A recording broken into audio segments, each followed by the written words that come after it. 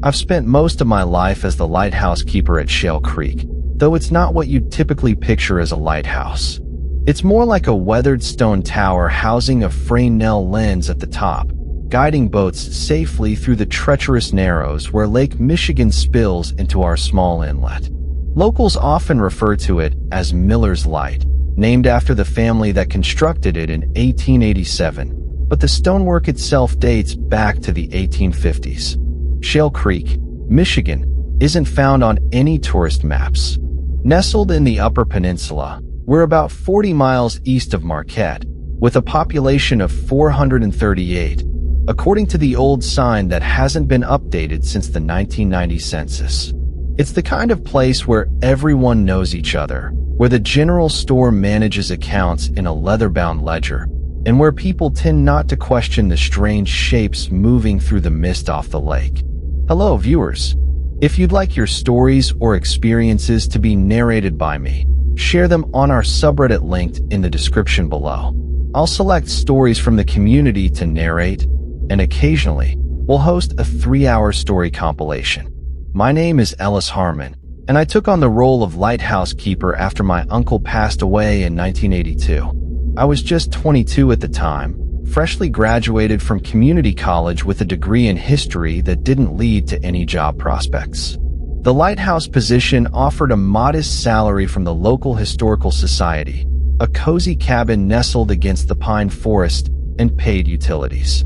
Most importantly, it provided me with solitude. Dixon, my 3-legged mutt, has been my companion for nearly 12 years. He appeared one winter morning, half-starved and missing his front right leg, leaving bloody paw prints in the snow. I never learned what caused his injury, but the wound was too clean for a natural predator. Now, he's graying around the muzzle, yet his eyes remain sharp, especially when he gazes out at the water. Many people perceive me as merely a caretaker of a historical site, a local oddity who spends his days polishing brass and giving tours to summer visitors. The townsfolk smile and nod when they see me at Jorgensen's General Store or sitting at the Pine Harbor Diner with a cup of black coffee and the weekly special, believing they know me well. They don't realize that in my cellar lies a trap door set into the dirt floor, reinforced with iron bands and secured by 6 locks. They've never seen the room beneath, its walls lined with cedar and iron nails, where I store the tools of my true trade. Salt harvested from 7 different oceans, silver blades that never tarnish, and ancient texts bound in materials I prefer not to name.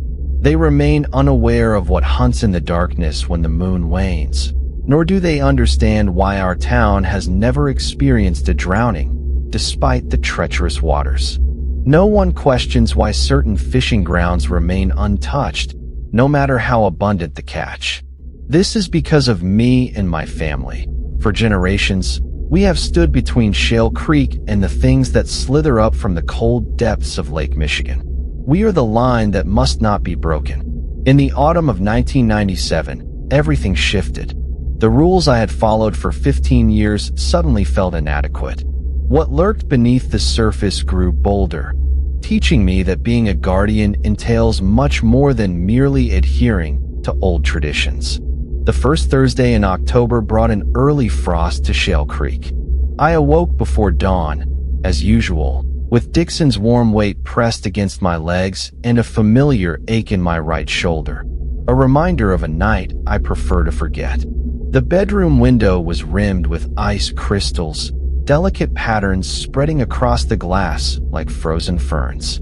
I quickly dressed in a cold flannel shirt, faded Levi's softened by years of wear, thick wool socks, and my father's old work boots, resold so many times that little of the original remained. Dixon watched from the bed, one front paw tucked beneath his chest, reluctant to leave the warmth of the blankets. "Come on, old man," I urged, my breath visible in the chill. "Duty calls." He sighed dramatically, but eventually followed me downstairs, his nails clicking on the wooden steps.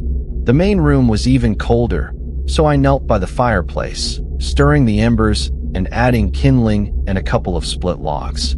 Once the fire caught, I filled the percolator with water and set it on the stove before pulling on my heavy canvas jacket, ready to face the day. The morning air bit into my face as I stepped onto the porch, a cold that seeped straight into my bones.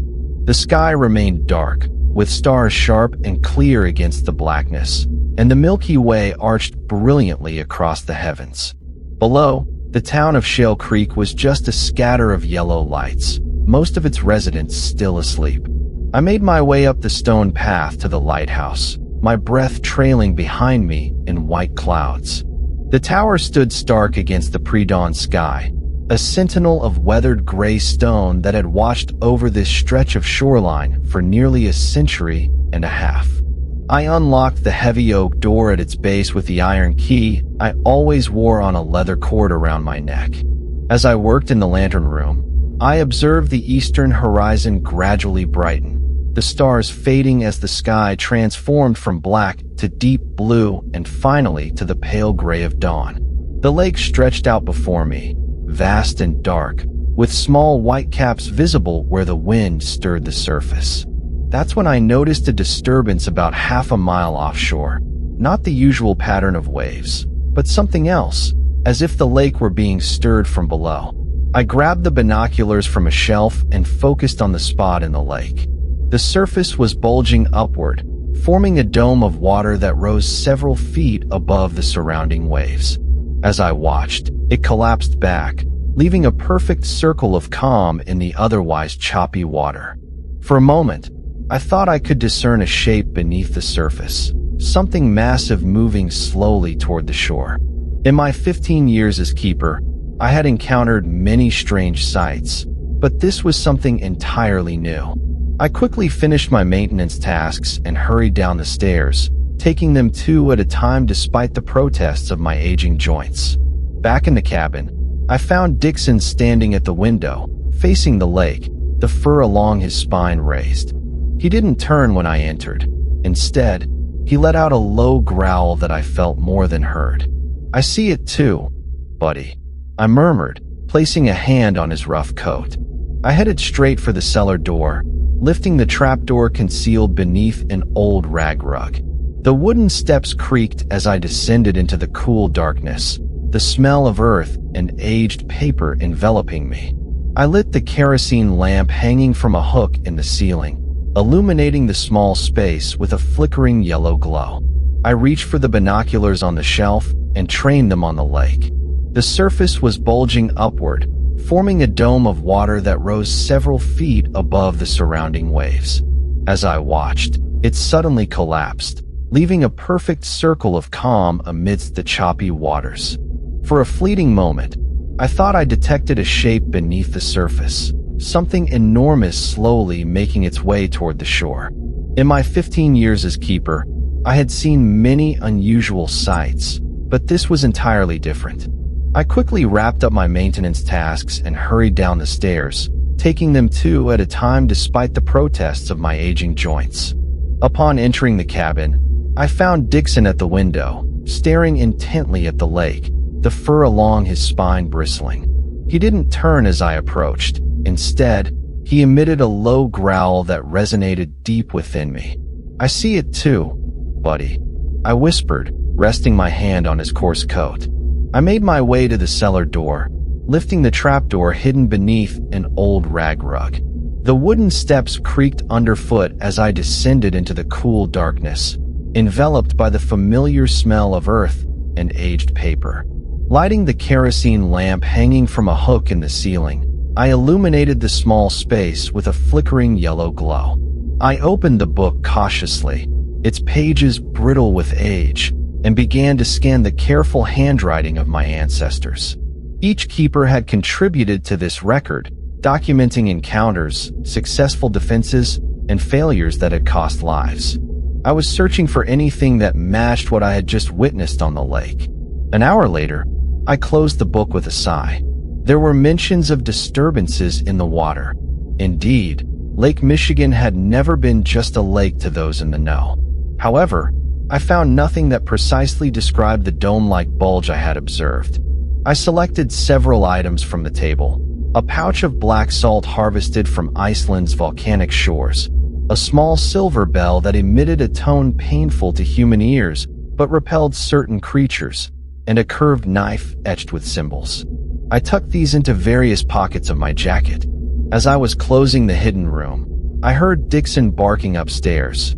Not his usual warning bark for visitors, but a sharper, more urgent sound that indicated he sensed something unnatural.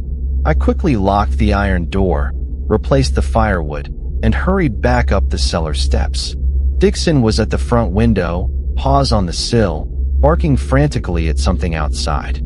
I joined him, peering out toward the lake just as the sun crested the horizon. The beach, usually a gentle curve of pale sand and smooth stones, was littered with fish, hundreds of them, their silver bodies glinting in the early morning light. They formed a perfect circle, each fish pointing inward like spokes on a wheel. At the center of this eerie formation was a dark shape that, even from a distance, I could tell was neither fish nor natural debris. "Stay," I commanded Dixon, though I knew he would follow me regardless.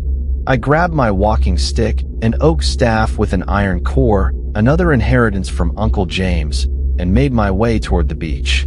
The morning air had warmed slightly with the rising sun, but a chill wind still blew off the lake, carrying the scent of decay and something else, something ancient and wrong, that made the hairs on the back of my neck stand on end. As I approached the circle of fish, I slowed my pace, studying the pattern. The fish strewn along the beach were freshwater species typical of Lake Michigan: perch, walleye, and a few small lake trout. Yet they hadn't washed ashore randomly. Each one had been deliberately positioned, their bodies bent to create the precise curve of a circle. At the center lay what I had glimpsed from a distance, a chunk of dark, porous material about the size of a basketball. It resembled volcanic rock, but Lake Michigan had no history of volcanic activity. I crouched down for a closer inspection, careful not to touch it.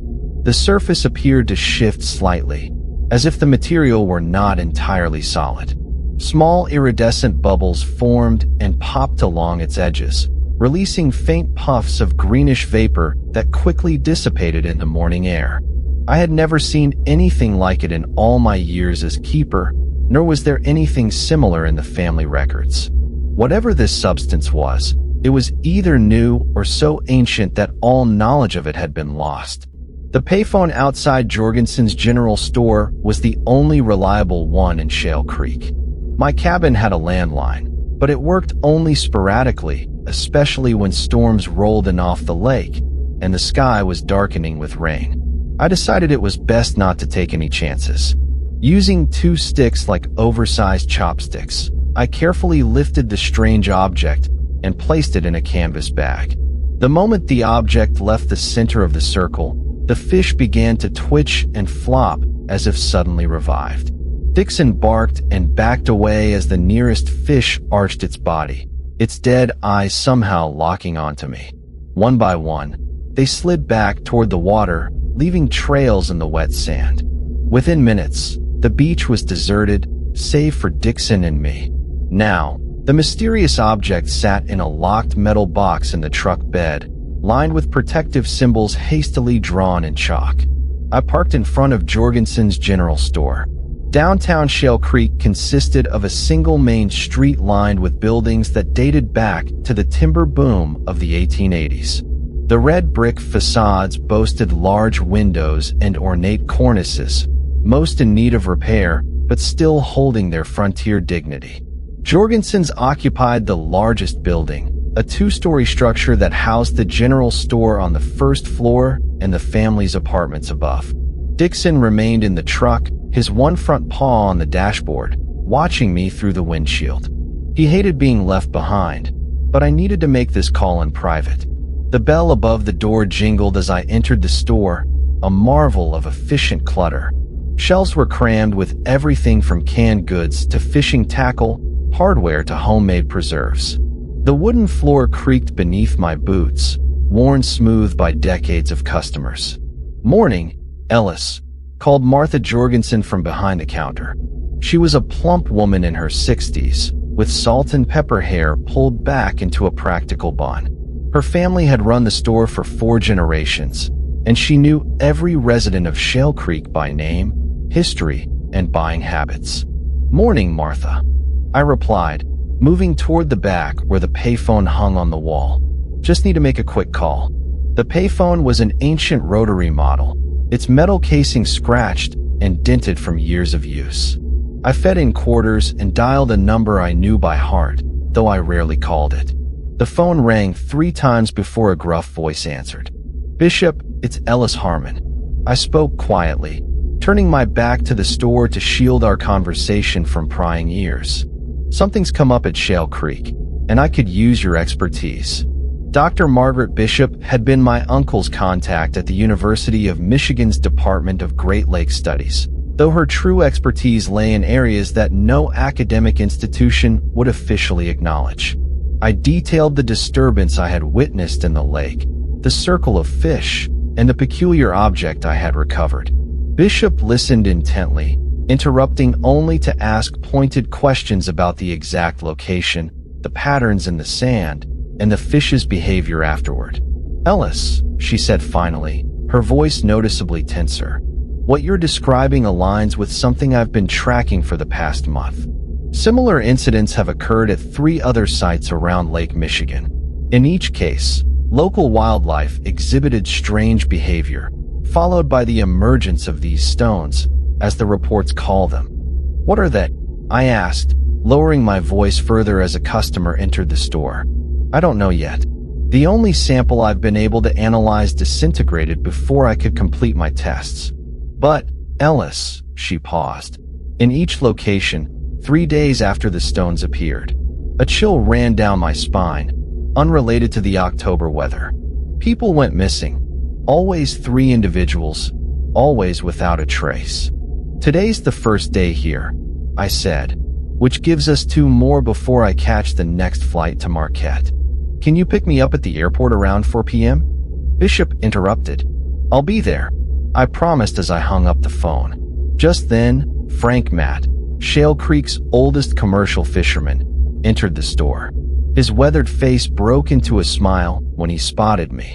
"Ellis, just the man I was looking for," he said, making his way over. "Got something you might want to see." From his pocket, he pulled out a small object wrapped in a handkerchief and placed it in my palm. "Found this tangled in my net yesterday out by the northeast shallows." I carefully unwrapped it to reveal a small piece of the same dark, porous material as the one I had discovered on the beach, but this one was unmistakably shaped like a human finger. By mid-afternoon, the sky had darkened considerably, heavy clouds rolling in from the west. As I drove back to the lighthouse, the wind picked up, carrying the scent of rain and something else unsettling. Something green and ancient lingered in my mind, reminding me of the strange objects secured in my truck. Dixon, from the passenger seat, pressed his nose against the window, sensing my unease. "It's all right, boy," I reassured him as we navigated the winding road up the bluff.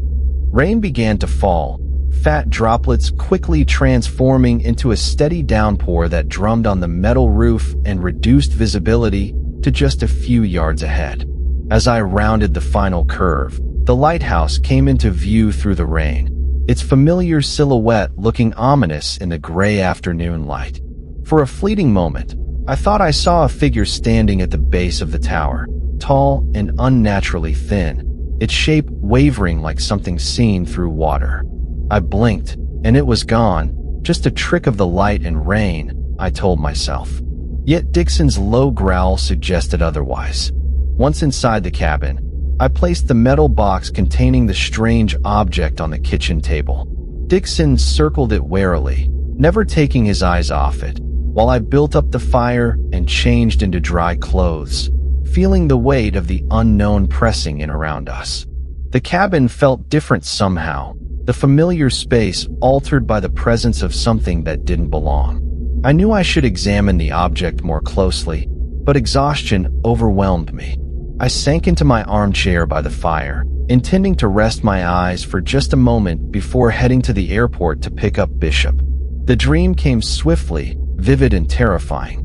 I found myself standing on the shore of Lake Michigan, but the water had receded hundreds of yards, exposing a landscape of mud, shipwrecks, and things that should have remained hidden. A path opened in the lake bed, leading into darkness, and I felt compelled to walk it, drawn forward by a voice that echoed everywhere and nowhere at once. "Come, keeper," it whispered, the words bubbling up through the mud. "See what you've been guarding all these years.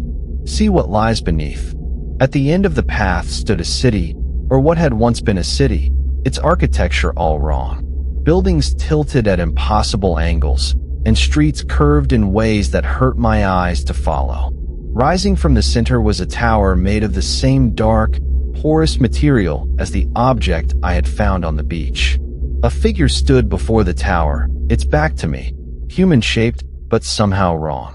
It turned slowly, revealing a face that was not a face at all, but a swirling mass of darkness punctuated by points of light like distant stars. 3 days, it said, though it had no mouth to form the words. 3 sacrifices, then the way opens, and we return. The figure reached for me with 2 elongated fingers. I tried to run, but my feet felt rooted to the spot, sinking into the mud.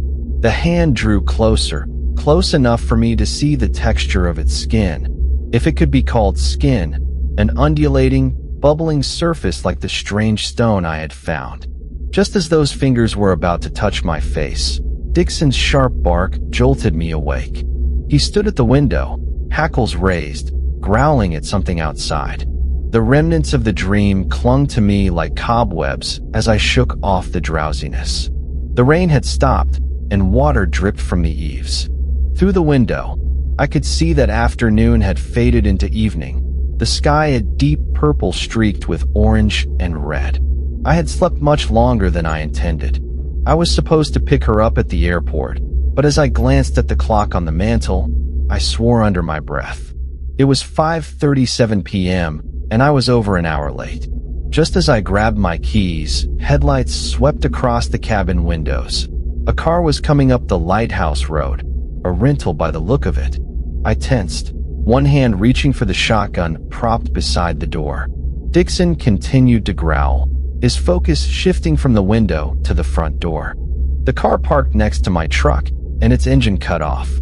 Moments later, there was a sharp knock, 3 quick raps followed by 2 slower ones, a pattern I recognized. Relief washed over me as I moved to answer. Bishop had found her way here after all. I opened the door to find a woman in her early 60s standing on my porch. Her silver hair was cut short in a practical style, and although her face was lined, her eyes remained sharp behind wire-rimmed glasses. "You look like hell, Harmon," she greeted, "and you've got something in your house that doesn't belong in this world." Bishop said this grimly as she examined the object with the thick gloves she had pulled from her bag. What had been a roughly spherical mass that morning was now distinctly taking on shape, something vaguely humanoid, with limbs beginning to form from its central mass. The surface still bubbled and shifted, but now there was a purpose to its movements, as if it were being sculpted from within. Even more disturbing was the finger-like fragment Frank had given me. It pulsed in rhythm with the larger mass, as if communicating across the distance between them. "What is it?" I asked, keeping my distance while Bishop conducted her examination. "A manifestation," she replied, her scientific detachment only partially masking her concern. "A physical anchor for something that exists primarily in another dimension." She looked up, meeting my gaze. The locals referred to them as the Water People. They weren't entirely wrong. From her duffel bag, Bishop produced items I had never seen before. Strange metallic devices that hummed faintly when activated, vials of liquid that seemed to absorb light rather than reflect it, and a small book bound in what appeared to be fish skin, its pages covered in writing that shifted when viewed directly. "These manifestations have been appearing all around Lake Michigan," she explained as she worked. always following the same pattern. Unusual water disturbances, circles of dead animals, and then the emergence of these objects. She positioned one of the humming devices near the transforming mass. 3 days later, 3 people disappear, sacrifices. I murmured, recalling my dream. Bishop shot me a sharp look. You've dreamed of them. It wasn't a question, but I nodded in affirmation. That's how they find their targets, she explained. Through dreams, they identify the individuals they want to take. The weak, the susceptible, or sometimes those who might stand in their way. Together, we constructed a containment vessel, a glass case reinforced with iron bands, its interior coated with a mixture Bishop had prepared. Once it was ready, we carefully transferred the evolving object and the smaller fragment into the container and sealed it. That should hold it, she said, finally removing her gloves. At least long enough for us to figure out what we're dealing with. What exactly are we dealing with? I asked, watching as the object continued to reshape itself within its prison. Bishop's expression was grim. A forgotten civilization that predates human history. Beings that adapted to live beneath Lake Michigan when the waters rose thousands of years ago. She reached into her pocket and pulled out a folded piece of paper. This is from a journal written by a Jesuit missionary in 1721, Bishop said, unfolding a fragile piece of paper. He documented the beliefs of the Ojibwe people living around the lake. The paper revealed a handwritten account in faded ink, accompanied by crude drawings that resembled the symbols I had seen in the sand that morning. The natives spoke of those who wait beneath the waters, Bishop continued. Beings that came from the stars long before humans walked the earth. Human offerings? I asked, my heart sinking. Bishop nodded solemnly. The missionary recorded that every 7 generations, these beings would stir, sending emissaries to collect the sacrifices needed to maintain their slumber. 3 lives to purchase 70 years of peace. That doesn't match what's happening now, I pointed out. These appearances suggest they're trying to come back, not stay asleep. Exactly, Bishop said. Something's changed. The pattern is broken. She glanced at the containment vessel, where the object was now unmistakably forming a small humanoid figure. And I think I know what triggered it. She pulled out a newspaper clipping. 3 months ago, a research vessel named the Horizon was mapping the deepest parts of Lake Michigan using new sonar technology. They found something, a structure they referred to as sitting at the bottom of the lake in an area where no man-made objects should exist. Bishop's voice was steady as she recounted the details. The article included a grainy sonar image showing a massive curved shape rising from the lake bed, surrounded by smaller structures. The expedition never returned, she concluded. The official story is that they encountered rough weather and sank, but I believe they awakened something that has been sleeping for a very long time, and now it's calling its children home. Dixon let out a low whine from his spot by the door, his ears pressed flat against his head. Outside, night had fully settled over Shale Creek, bringing with it a heavy mist rolling in from the lake, thick and unnatural for the season. Through the window, I could see the beam from the lighthouse cutting through the darkness, its familiar rhythm now feeling ominous. We have 2 days before they take someone, I said, mentally cataloging the weapons and tools in my hidden room. How do we stop it? The next morning dawned with an unsettling stillness. No birds sang in the pines surrounding the lighthouse, and no waves crashed against the shore below. The mist that had rolled in overnight still clung to the landscape, dense and immobile, despite the light breeze that should have dispersed it. It's like the whole world is holding its breath, Bishop remarked as we stood on the porch, surveying what little we could see through the fog. She had spent the night in my spare bedroom, though I doubted she had slept much. The light under her door remained on well past midnight, and I had heard her pacing, muttering to herself as she worked through our dilemma. Dixon refused to leave the cabin, something he had never done before. He lay by the door, watching us anxiously through the screen, whining softly whenever we moved too far from the house. "Smart dog," Bishop said. "He knows what's out there better than we do." We had spent most of the night devising a plan.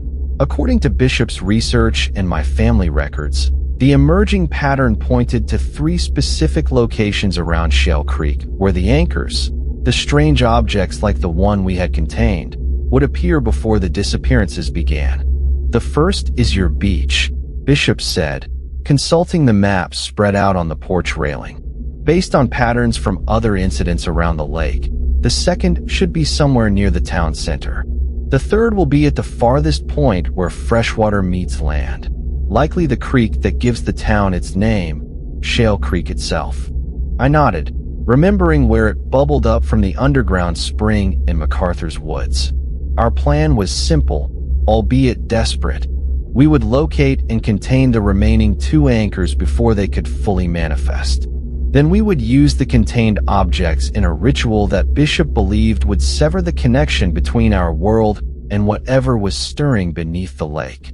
"It won't stop them forever," Bishop warned me, "but it might buy us enough time to find a more permanent solution."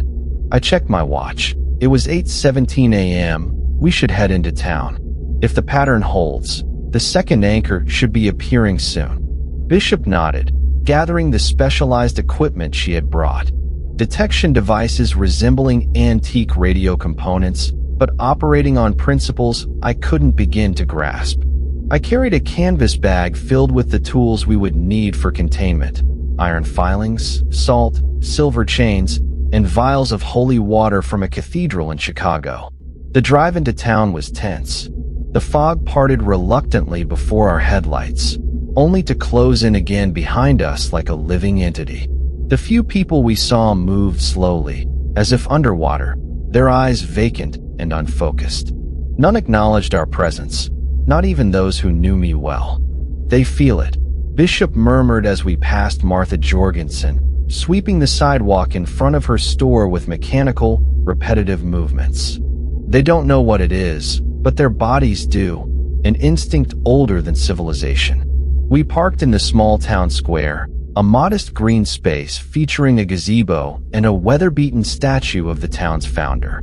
Bishop immediately pulled out one of her devices, a brass contraption with multiple dials and a needle that swung erratically as she turned slowly in place. "This way," she said, pointing toward the small brick building that housed. The device led us to the town's library and historical society. "The energy signature is strongest there," Bishop said. The library was empty except for the elderly librarian, Mrs. Caldwell, who sat at her desk, staring blankly at a book she wasn't reading. She didn't look up as we entered and didn't blink when Bishop waved a hand in front of her face. "She's in a trance," Bishop explained in a hushed voice. "A defensive mechanism. Her mind has retreated from what it can't comprehend." Following the device, we made our way to the local history section at the back, where glass cases displayed artifacts from Shale Creek's past: arrowheads, logging tools, and faded photographs of stern-faced settlers. One case contained items recovered from shipwrecks: a ship's bell, a compass, and the captain's log from a vessel lost in 1891.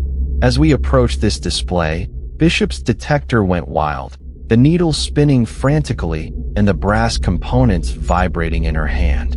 "There," she said, pointing to a dark object among the shipwreck artifacts, something that didn't belong and that I was certain hadn't been there during my last visit. Unlike the amorphous mass we had found on the beach, this anchor had already taken form. A small but perfectly detailed sculpture of a lighthouse. Not just any lighthouse, but Miller's Folly, complete with the cracks in the stone and the distinctive pattern of the lantern room. The material was the same shifting, bubbling substance, its surface crawling with tiny, iridescent patterns. "It's further along in its development," Bishop said, her voice taut. "We need to contain it now before the glass case shatters outward, showering us with fragments." As the lighthouse sculpture began to rise into the air, hovering at eye level, a low pulsing hum emanated from it, causing the air around to ripple like heat waves rising from hot asphalt. "Run!"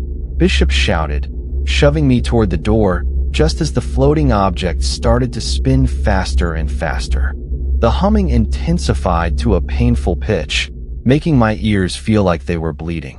We crashed through the library doors just as every window in the building exploded outward behind us. Mrs. Caldwell finally screamed, a high, thin sound of pure terror that echoed into the mist-shrouded street. We didn't stop running until we reached the truck, our lungs burning and ears ringing from the unnatural sound. As I fumbled with the keys, Bishop kept watch, her face pale but resolute. "It's following us," she said, her voice eerily calm. "Not physically yet, but it's connected to us now. It knows we're trying to stop it." The engine roared to life, and I pulled away from the curb with more speed than was safe in the thick fog, but fear propelled me harder than caution. The town felt deserted now, with doors and windows shut tight and not a soul visible on the streets. "What happens now?" I asked as we raced back toward the lighthouse, the mist closing behind us like a door. "It will complete its manifestation faster than we anticipated," Bishop replied, checking the strange devices in her bag. "The 3 anchors will connect, creating a gateway for whatever's waiting beneath the lake. We need to get back to the first anchor. It's our only chance to disrupt the pattern."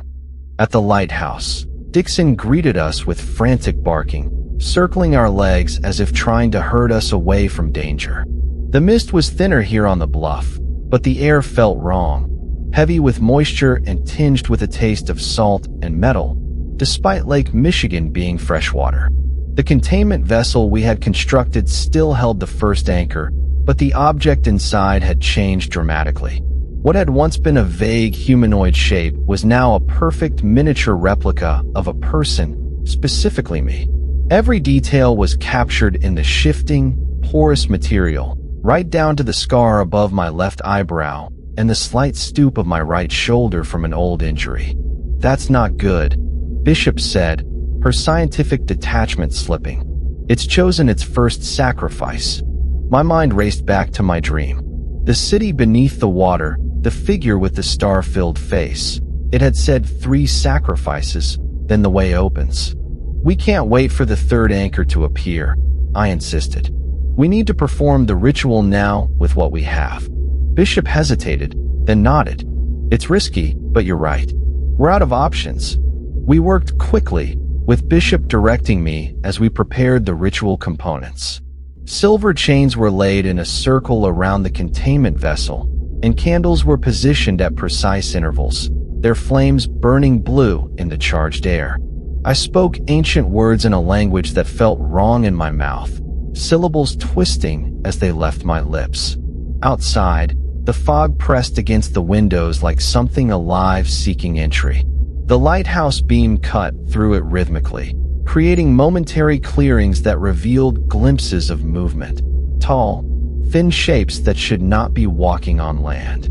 As we neared the ritual's climax, the miniature replica of me inside the containment vessel began to melt, its features running like wax, the material bubbling violently. The same transformation was happening to the lighthouse sculpture we had retrieved from the library. Its structure collapsed into a formless mass. "It's working," Bishop whispered, her voice strained as she struggled to maintain the ritual's complex patterns. Suddenly, the window shattered, and a tendril of fog whipped into the room like a physical force, striking Bishop across the face and sending her sprawling. The ritual's circle broke, silver chains scattering across the floor. The containment vessel cracked, then exploded outward, showering the room with glass and the dark, porous material that had formed the anchors. It moved with purpose now, flowing across the floor like a living entity, gathering itself into a column that gradually took shape. A figure too tall, too thin, with proportions that hurt the eye. "Ellis Harmon," it said in a voice like water rushing over stones. "Keeper of the shore, guardian of the boundary. We have waited so long to meet you." 3 days later, they found my truck parked at the Shale Creek Scenic Overlook just off Route 41. The keys were still in the ignition, my wallet on the seat. Search parties combed the woods for a week before giving up. The official report listed me as missing, presumed drowned, a tragic statistic in the long history of the lake. Michigan's appetite for human life lingered in the air. Dixon found a new home with Martha Jorgensen, who tells visitors that he still goes to the lighthouse every day. He sits on the beach, watching the water until sunset, and some nights, she says, he howls at the moon, as if calling to someone far away. Dr. Margaret Bishop returned to the University of Michigan, where her paper on mass hysteria and temporary fugue states in isolated rural communities won an award. However, it bears little resemblance to what truly happened in Shale Creek that October. Some truths are one's academia isn't ready to accept. The town recovered, as small towns often do. The strange fog lifted after 3 days, and the vacant expressions vanished from people's faces. Life returned to normal, or what passed for normal in a place haunted by ancient forces. Fishing improved. Frank Mack claimed it was the best season he had seen in 40 years. No one spoke of the strange lights, sometimes visible beneath the lake's surface on moonless nights. The lighthouse now stands empty. The Historical Society has tried to find a new keeper, but the position remains vacant. Volunteers maintain the light, keeping it burning through storm and calm, yet none will stay after dark, claiming the place feels wrong and unwelcoming. They are right to feel that way, for I am still here, in a sense. Not in any form you would recognize, but present nonetheless. The bargain I struck that night was not what the water people expected. It was not a surrender, but an exchange, one life freely given to protect many. I became a guardian, transformed rather than sacrificed. Now, I walk the shoreline in the hours between midnight and dawn. My footprints crystallize in the sand as I pass, then dissolve with the coming light. I watch over Shale Creek from beneath the waters. My domain has expanded rather than ended. The water people honor our agreement. They take no one from the town and disturb no ships passing on the lake. In return, I serve as the intermediary between their world and mine, between the depths and the land, between what humanity knows and what it must never discover. Perhaps, in time, another keeper will come, someone with the right instincts, the right bloodline, someone who senses the truths beneath the surface. When they do, they'll find the lighthouse ready, the hidden room beneath the cellar stocked with what they need, and my journal waiting to guide them. The line must not break. The light must not fail. Some boundaries should never be crossed, and some guardians never truly die.